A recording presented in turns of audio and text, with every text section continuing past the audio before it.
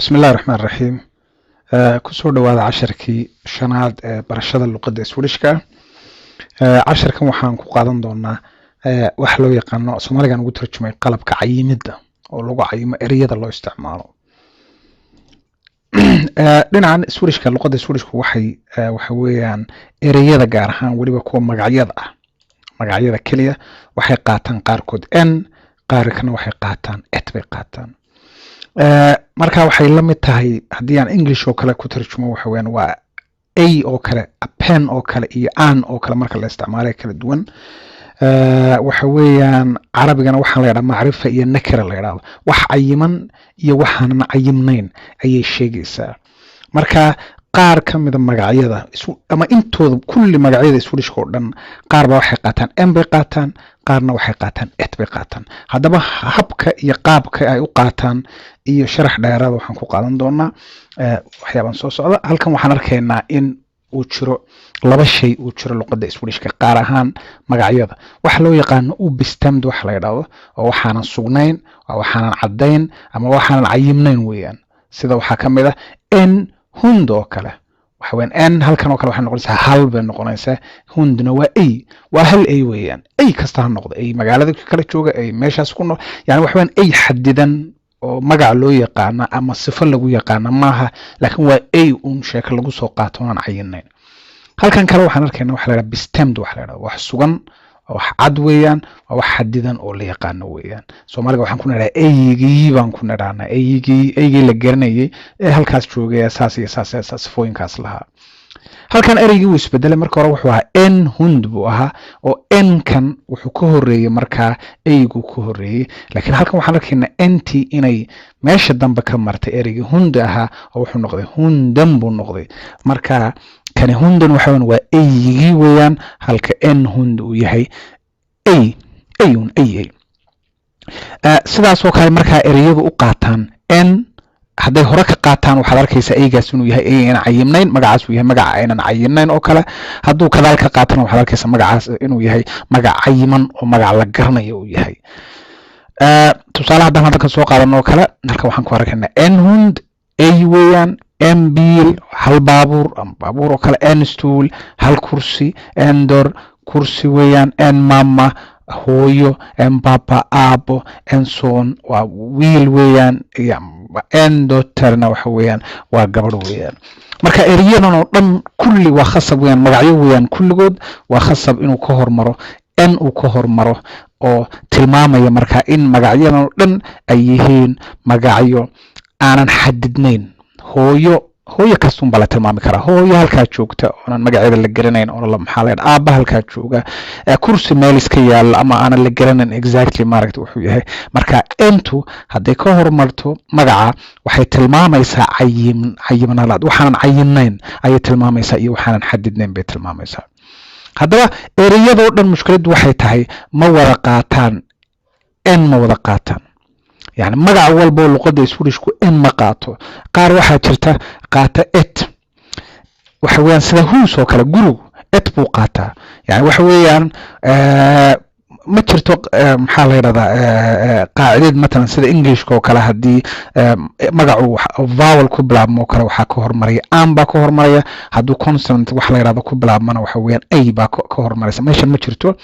laakiin waxaa la ogyahay hoos markaad xafidaysid waxaad garanaysaa inuu et yahay, halka markaad ay oo kale aad markiiba automatically u garanaysid inuu n yahay. et fenster waa daaqada, et baa ka hormara. barn waa caruur canug oo kale, waxaa et baa ka hormarta. yob waa shaqada weeyaan, et baa ka hormarta. tog waxa weeyaan waa tareenka, et baa ka hormarta. marka waxa weeyaan sideen u kala xafidi karnaa? waxa weeyaan ma jirto wax qaacidada oo tilmaamaysa ereygee qaadanaya ama magacee qaadanaya n iyo magacee qaadanaya et, ma jirto luqadda Swedishka. laakiin waxa weeyaan waxaa la yiraahdaa boqolkiiba 80 ereyada ama magacyada luqadda Swedishku waxay qaataan n, halka boqolkiiba 20 magacyada luqadda Swedishku. magacyada markaan sheegay maaha Axmed iyo Saciid iyo Jaamac, laakiin waa magacyada ashyaada weeyaan, waa baabuur, waa guri, waa dhagax, waa hooyo, yani magacyada weeyaan ashyaada maaragtay ama ashkhaasta maaragtay, laakiin magacyadan maaha matalan Axmed iyo Saciid iyo kuwaas oo kale.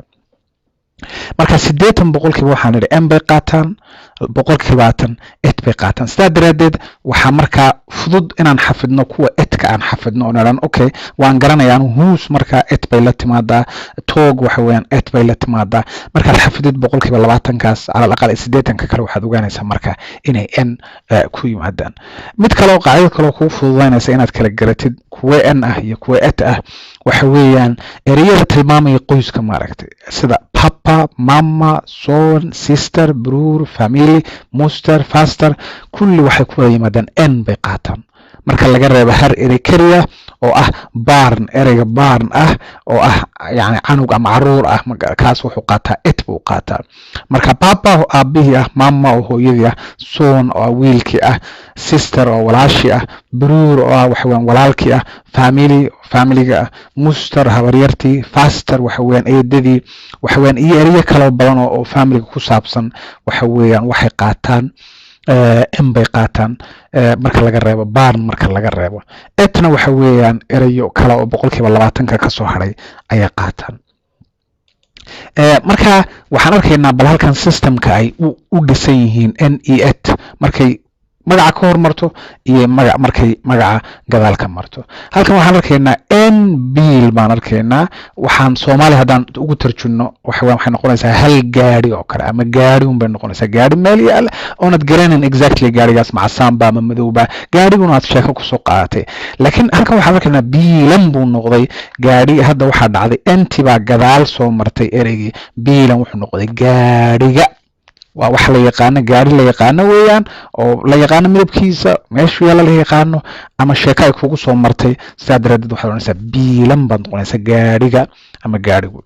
halkan waxaan arkaynaa n stool baan arkaynaa waxa weeyaan waa hal kursi ama waa kursi weeyaan waa kursi aan la aqoonin oon xadidnayn weeyaan stoolan baan arkaynaa enti gadaal bay ka soo martay kursiga ama kursigii buu noqonayaa kursi la yaqaan oo cayiman oo maxaa la yiraahdaa et tog halkan waa hal tareen waa tareen weeyaan toget waxa weeyaan waa tareenka ama tareenkii bay noqonaysaa oo wax macrifay ay noqonaysaa et house hal guri weeyaan guri huset waxa weeyaan waa guriga weeyaan halkan markaa waxaan arkaynaa in luqadda Swedishku haddii soo koobo wixii aan qaadanay in luqadda Swedishku magacyada ashyaadu ay marmarna qaadato n qaadato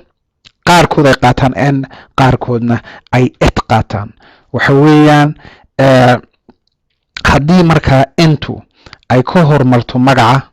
waxa weeyaan waxaanan cayinayn weeyaan embiil baad leedahay waa gaari baad leedahay markuu gadaal ka mara entuna waxay noqonaysaa wax cayiman oo la yaqaano way noqonaysaa sidaas oo kale etkuna markay ka hormarto ereyga waxaanan cayinayn markay gadaal ka marto waxa weeyaan wax cayiman bay noqonaysaa qaacidaa jirta oo odhanaysa boqolkiiba 80 magacyada luqada Swedishku waxay qaataan n halka boqolkiiba 20 ay qaataan